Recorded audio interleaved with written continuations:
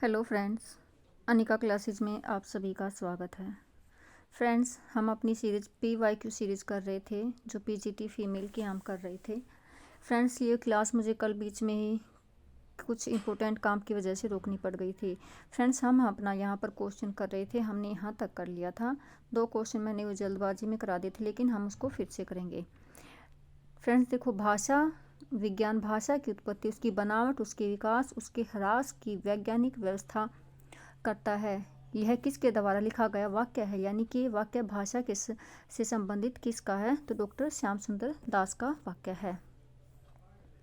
अब देखो, शब्द शक्ति के कितने प्रकार होते हैं? सभी को पता है शब्द शक्ति 3 प्रकार की होती है। कौन कौन सी होती है? शब्द शक्ति 3 प्रकार की होती है: अभिधा, लक्षणा और व्यंजना। ये 3 प्रकार की शब्द शक्ति होती है। अभिधा में देखो, सभी को पता है कि कुछ भी कोई भी पंक्ति देकर या वाक्य देकर पूछ लिया जाता है इसमें कौन सी शब्द शक्ति है। अभिधा, लक्षणा, व्यंजना ऐसे दे दी जाती है। तो अभिधा क्या होती है? इसमें जो कोई भी शब्द होता है उसका जो अर्थ होता है वो सामान्य रूप में प्रयोग किया जाता है। अभिधा में सामान्य रूप में प्रयोग किया जाता है। लक्षणा में क्या होता है कि जो कोई अर्थ होता है, कोई कुछ भी लगा लो, कोई भी शब्द है, उसका जो अर्थ है उससे क्या होता है कि वो किसी अन्य अर्थ से रिलेटेड करके बताया जाता है। लक्षण, जैसे कि हम किसी को कुछ कह रहे हैं और उसको डायरेक्ट ना कह के किसी के थ्रू, जैसे कि हम ऐसे बोल देते हैं वह गधे जैसा है। बता तो रहे हैं किसी और के बारे में, लेकिन किसके थ्रू कर रहे हैं? गधे के थ्रू। तो इसमें क्या है, उसमें लक्षण बता दिए कि वो उस जैसा है। कई बार हम बोल देते ना कि वो उस जैसा, वह तो वैसा ही है।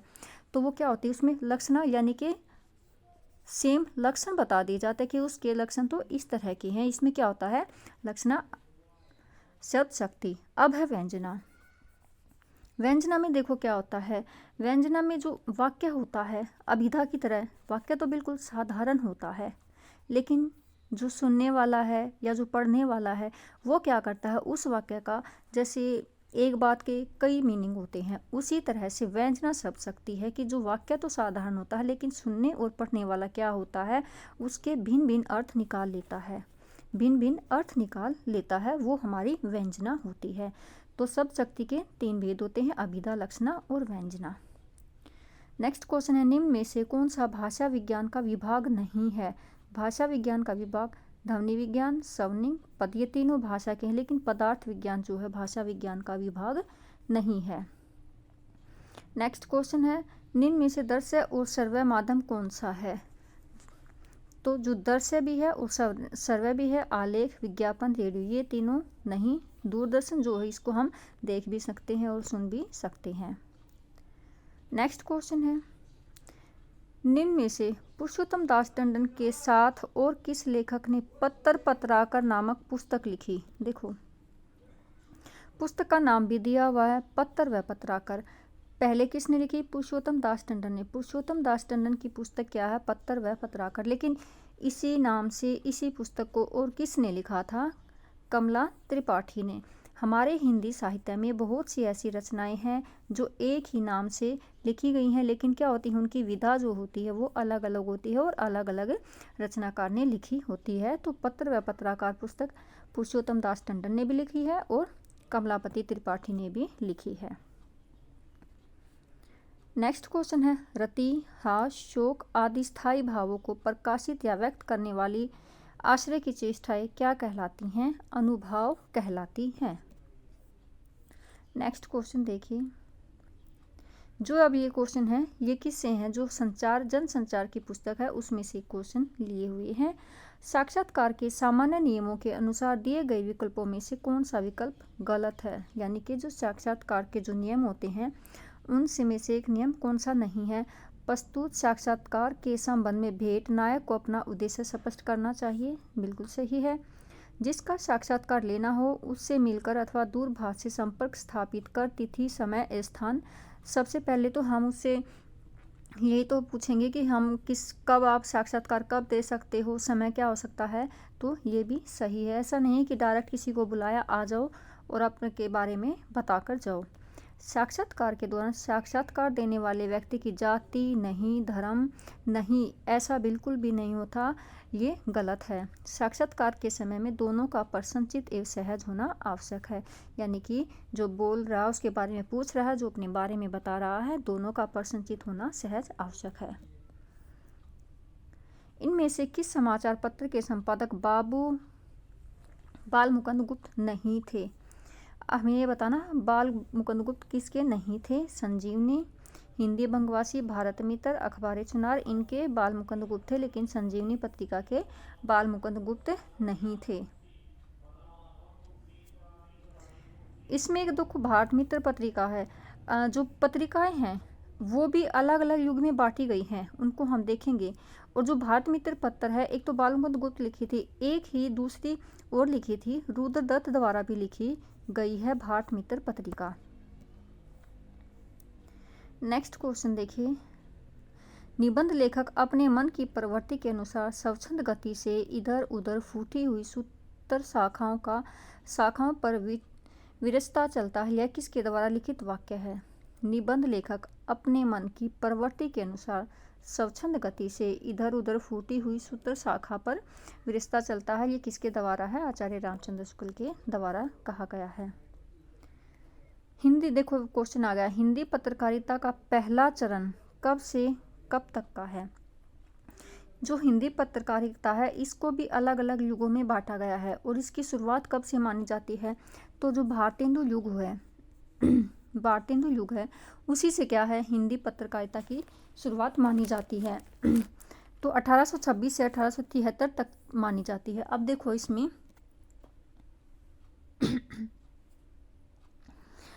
शुरुआत 1826 से होती है। ये किस में है? भारतेंदु युगीन पत्रिका होती है। पत्रिका को हमें एक बार ये भी देखना होगा कौन सी पत्रिका किस युग में लिखी गई है। फिर एक तो ये भारतेंदु पूर्व है, भारतेंदु पूर्व है। फिर लिखी जाएगी भारतेंदु युगीन, 1826 में लिखी जाएगी। वो लिखी जाएगी 1826 कुछ समथिंग है, अभी याद नहीं। पहले भारतेंदु पूर्व, फिर भारतेंदु युगीन, फिर भारतेंदु के बाद हमारा कौन सा आता है? द्विवेदी युग आता है। फिर द्विवेदी युगीन पत्रिका लिखी जाएंगी। द्विवेदी के बाद कौन सा आता है? छायावाद युग आता है। फिर छायावाद युगीन पत्रिका लिखी जाएंगी। छायावाद के बाद कौन सा आता है? छायावादेतर आता है। जब हम रचनाएं करते हैं तो भी ऐसे ही जो काल है वो डिवाइड होता है, छायावादेतर। और उसके बाद क्या आती हैं? समकालीन। जब कविताएं लिखी गई थी तो समकालीन पत्रिकाएं भी। तो पत्रकारिता को भी इस तरह से बांटा गया है। तो जो सबसे पहले शुरुआत होती है वो भारतेंदु पूर्व युग से होती है, और भारतेंदु पूर्व युगीन पत्रिका 1826 से 1873 ईस्वी तक का समय है। नेक्स्ट क्वेश्चन है, 1909 में जयशंकर प्रसाद ने किस पत्रिका का प्रकाशन किया? तो 1909 में जयशंकर प्रसाद ने इंदु पत्रिका का प्रकाशन किया। अब देखो, बंगदूत, धर्मप्रकाश, ज्ञानदीप। ज्ञानदीप पत्रिका तो मुझे नहीं पता, याद नहीं है किसकी, इसलिए मैंने बंगदूत पत्रिका जो है ये किसने लिखी थी? ये जो पत्रिका मैं बता रही हूँ, मुझे ये नहीं पता कि क्वेश्चन में पूछी कि यहाँ पर जयशंकर प्रसाद ये छायावाद से, लेकिन मुझे जो बंगदूत पत्रिका है ये भारतेंदु पूर्व युग की याद है, और ये लिखी थी नील रतन हालदार ने। ये जो बंगदूत पत्रिका है ये भारतेंदु पूर्व युग में लिखी गई थी नील रतन हालदार के द्वारा। शायद दूसरी बंगदूत पत्रिका जो है वो बाल मुकुंद गुप्त के द्वारा लिखी गई थी। एक है धर्मप्रकाश पत्रिका। धर्मप्रकाश पत्रिका लिखी थी शंकर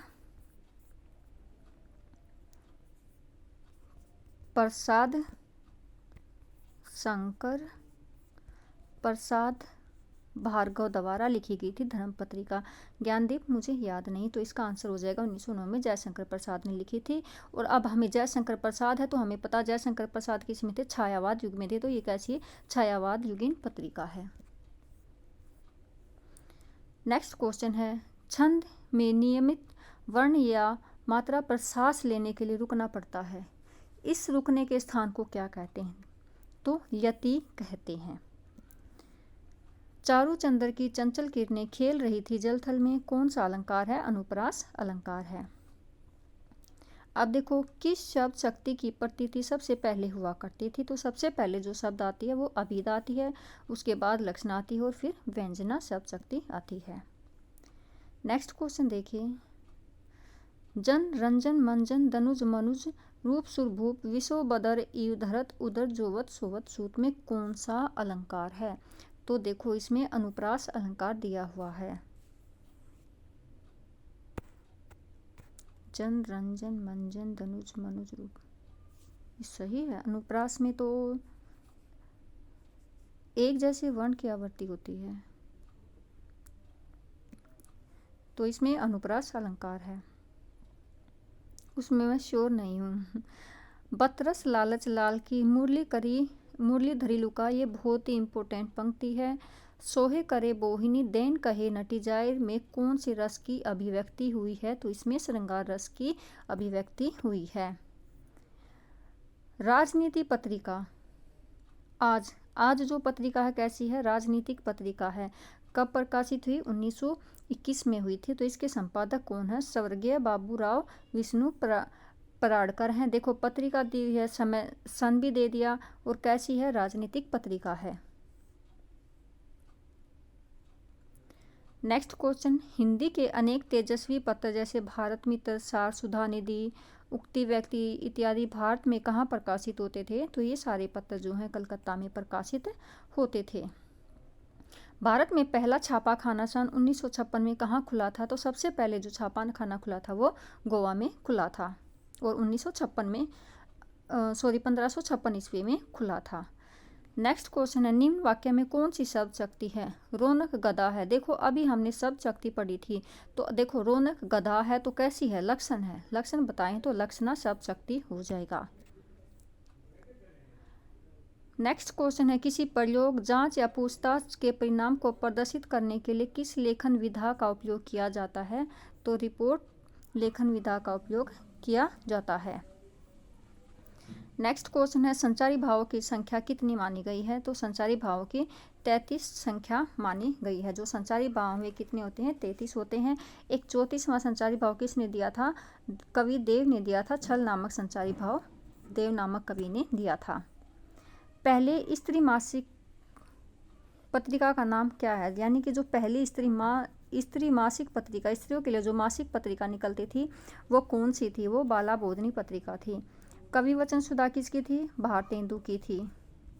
सरस्वती 1902 में इसके 3 में संपादक कौन बने थे? महावीर प्रसाद द्विवेदी बने थे। हिंदी प्रदीप पत्रिका किसकी है? तो हिंदी प्रदीप पत्रिका जो है वो बालकृष्ण भट्ट की पत्रिका है। बालकृष्ण भट्ट की पत्रिका है। तो पहली स्त्री मासिक पत्रिका पत्र है वो बाला बोधनी है। नेक्स्ट क्वेश्चन है, दिए गए विकल्प का सही काल क्रम का चुनाव कीजिए। सबसे पहले कौन सा था? तो सबसे पहले सुकरात, प्लेटो, अरस्तु और होरस, ऐसे आएगा। रीति को काव्य की आत्मा मानने वाले आचार्य कौन थे? तो किसने रीति को काव्य की आत्मा माना था? तो वो है आचार्य वामन। नेक्स्ट क्वेश्चन है, करुण रस का स्थायी भाव क्या है? तो करुण रस का जो स्थायी भाव है वो है शोक। नेक्स्ट क्वेश्चन है, निम्न में से कौन सा विद्वान सौंदर्य को बाहर की वस्तु न मानकर मन के भीतर की वस्तु मानता है? आचार्य रामचंद्र शुक्ल ने सौंदर्य को बाहर की वस्तु न मानकर मन के भीतर की वस्तु माना है। नेक्स्ट क्वेश्चन है, काव्य में अनावश्यक शब्दों का प्रयोग होने पर कौन सा दोष होता है? तो कौन सा होता है? अधिक पदत्व दोष हो जाता है। नेक्स्ट क्वेश्चन है, क्रोचे के अभिव्यंजना सिद्धांत को किससे भारतीय काव्य शास्त्रीय सिद्धांत से जोड़ा जाता रहा है? तो कुंतक से अभिव्यंजना सिद्धांत को जोड़ा है। संस्कृत से सीधा संबंध किसका है? संस्कृत भाषा का जो सीधा संबंध है वो किससे है? प्राकृत भाषा से है। नई समीक्षा के जन्मदाता कौन माने जाते हैं? तो नई समीक्षा के जन्मदाता इलियट को माना गया है। अब देखो इसमें पात्र पूछा गया है, अनंत देवी प्रसाद के किस नाटक की पात्र है? तो अनंत देवी जो है वो प्रसाद के स्कंदगुप्त नाटक की पात्र है। नेक्स्ट क्वेश्चन है, इनमें से कौन सा भारतीय काव्य शास्त्र का संप्रदाय नहीं है? भारतीय काव्य शास्त्र का संप्रदाय नहीं है। वक्रोक्ति, ध्वनि और रीति भाव जो है वो कोई भी संप्रदाय नहीं है। बाकी तीनों क्या है? ये संप्रदाय हैं। अब देखो पैसेज हो गया। पैसेज का फ्रेंड्स 5 क्वेश्चन आते हैं और ये सभी अच्छे से कर लेंगे। जो ये 5 क्वेश्चन, इसके 5 क्वेश्चन जो हमारे फर्स्ट पार्ट में हिंदी आती है उससे ये 10 नंबर तो बिल्कुल हमारे लिए ऐसे हैं जिनको हम बिल्कुल ही ध्यान से पढ़कर कर सकते हैं। 5 नंबर का हमारा पैसेज आता है और 15 नंबर के जो हमारे लिटरेचर से अलग जो क्वेश्चन होते हैं वो आते हैं। देखो, किस प्रकार के थीमेटिक ऑपरेशन टेस्ट के अंतर्गत विषयगत समप्रत्यक्ष परीक्षा आती है? थीमेटिक किसके अंतर्गत आती है? तो ये आती है कंस्ट्रक्शन टाइप के अंतर्गत आती है। इसमें कुछ क्वेश्चन हमारे साइको बेस्ड होते हैं, मिक्स क्वेश्चन होते हैं, कुछ हमारी समझ के ऊपर क्वेश्चन होते हैं। किस उपागम ने सशक्तिकरण या महिलाओं के अभिकर्तव्य को बढ़ाने और उन्हें अपने जीवन पर नियंत्रण की शक्ति देने पर ध्यान केंद्रित किया था? तो किसने किया था? GAD।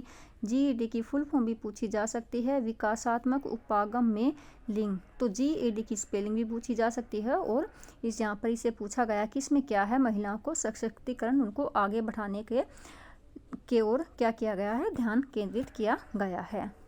कौन सी विधि व्यवहारिकतावाद के दर्शन और कर के सीखने के सिद्धांत पर आधारित है? कर के सीखना किस पर होता है? परियोजना विधि पर होता है।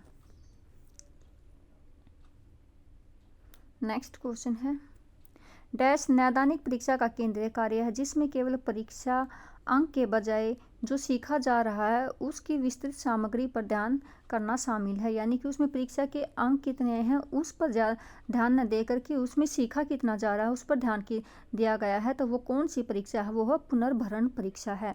रिपोर्ट भी नहीं, इसमें भी अंक होते हैं, ग्रेड पॉइंट, और इनमें क्या होता है, ये अंक से रिलेटेड होते हैं। उस सूची का नाम बताइए जो व्यक्तित्व के सामान्य लक्षणों को मापती है और व्यक्तित्व का वर्णन उस तरह करती है जैसे उन्हें दूसरे उन्हें देखते हैं। तो वो है California psychology inventory. Next question है, आमतौर पर स्त्रीत्व और पुरुषत्व की धारणाओं पर केंद्रित।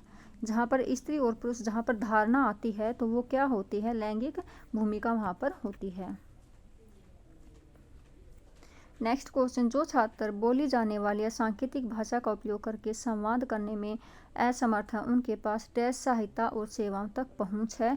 तो संवर्धित और वैकल्पिक संचार है और यहाँ पर ACC भी है। तो यहाँ पर इसकी फुल फॉर्म भी देख लेना, क्योंकि क्वेश्चन में जो है, जो अब हम ये 15 नंबर का कर रहे हैं, इसमें क्या थोड़ा बहुत रिपीट भी पूछ सकते हैं। और पिछला जो क्वेश्चन हमने किया था उसमें क्या था, तो फुल फॉर्म भी तो पूछी गई थी। तो ACC की यहाँ पर देखो दिया हुआ, तो फुल फॉर्म भी आप देखना। नेक्स्ट क्वेश्चन है, शिक्षण सहायकों को डैश के नाम से भी जाना जाता है।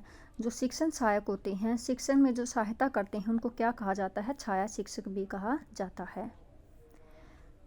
नेक्स्ट क्वेश्चन, भारतीय दंड संहिता की किस धारा के तहत कोई भी व्यक्ति बलात्कार पीड़िता के नाम पर खुलासा नहीं कर सकता है? तो वो कौन सी धारा है? 228A धारा है। नेक्स्ट क्वेश्चन है, किसने पार्ड शब्द गढ़ा था? देखो, पार्ड किस में आता है? साइकोलॉजी में आता है। और पार्ड शब्द जो होता है, स्कैफोल्डिंग जिसको हम बोलते हैं, वो किस में है? वाइगोत्स्की के उसमें से रिलेटेड है। लेकिन गढ़ा था यहाँ पर पूछा गया, गढ़ा था, तो हमने वाइगोत्स्की पढ़ा और ऑप्शन में भी, तो इस तरह से भी क्वेश्चन गलत हो जाता है। तो जेरम ब्रूनर ने इसको पार्ड शब्द को गढ़ा था। कौन सी भाषा इंस्टिंक्ट लैंग्वेज के नाम से भी जानी जाती है? इंस्टिंक्ट लैंग्वेज कौन सी होती है? मातृभाषा इंस्टिंक्ट लैंग्वेज होती है। किसने 1954 में शिक्षण मशीन को लोकप्रिय बनाया था? जो शिक्षण मशीन है उसको लोकप्रिय 1954 में किसने बनाया था? वो है फ्रेडरिक स्किनर ने। बस स्किनर याद रखो कि 1954 में शिक्षण मशीन को लोकप्रिय स्किनर ने बनाया था।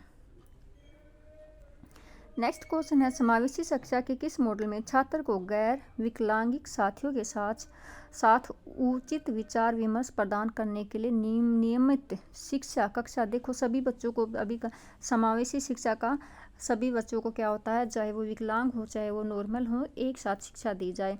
तो इनमें इनको शामिल करने में किस मॉडल का है? तो सामाजिक मुख्यधारा मॉडल है। नेक्स्ट क्वेश्चन है, लीनियर ड्रामा में कौन सी तकनीक छात्रों को इस समय अपना स्वयं नाट्यकरण जोड़ने की अनुमति देती है? तो इम्प्रोवाइजेशन है।